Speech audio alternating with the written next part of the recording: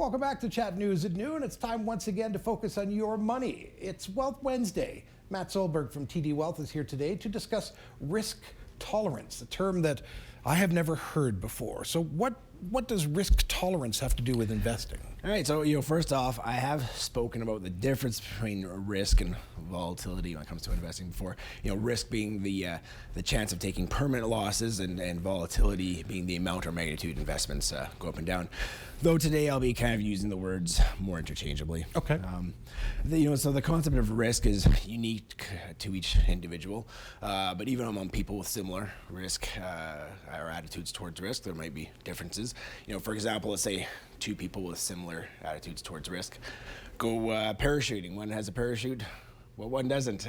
Even if they have the same risk tolerance, one might be able to accept or absorb the risk better than the other one, and vice versa. I guess two people with completely different tolerances or risk tolerances or attitudes towards risk go parachuting. Both have perfectly functioning parachutes. They might also look at the situation quite differently.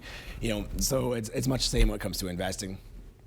Your attitude with respect to potential losses or fluctuations of your money is one thing, but your ability to actually absorb losses can be different. Right. What are some factors that might influence a person's risk tolerance? So several factors can attribute to a person's risk tolerance. But some of the major ones are time horizon, how long a person has until they need their funds. Since markets have traditionally risen over the long term, but with short-term disruptions, generally speaking, the longer a person has till they need the funds, the more risk or volatility they may be able to accept.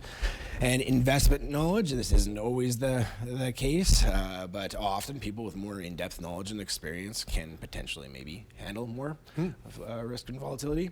And their current financial situation, so often people with, say, substantial savings, good pensions, good paying, secure jobs might be able to take on more risk, or might feel more comfortable taking on more risk because they know that fluctuations or losses may not have a material impact to their overall situation. Okay.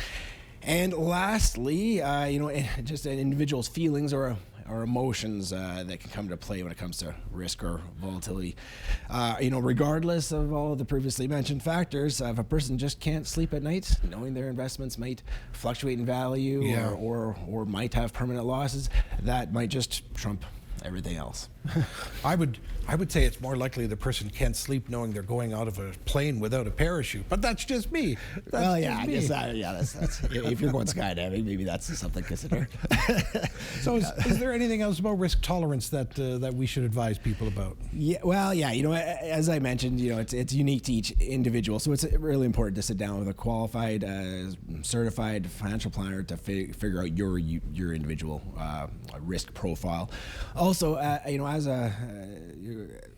a person's feelings towards risk and volatility might change over time, whether that means they've come to better understand it or the situation changes, they may become more comfortable with taking on more risk, or the opposite, changes over time may also reduce a person's attitudes towards risk. So it's not only important to have the initial conversation with your financial planner, but to continue with the relationship and reevaluate on a regular, periodic basis. All right.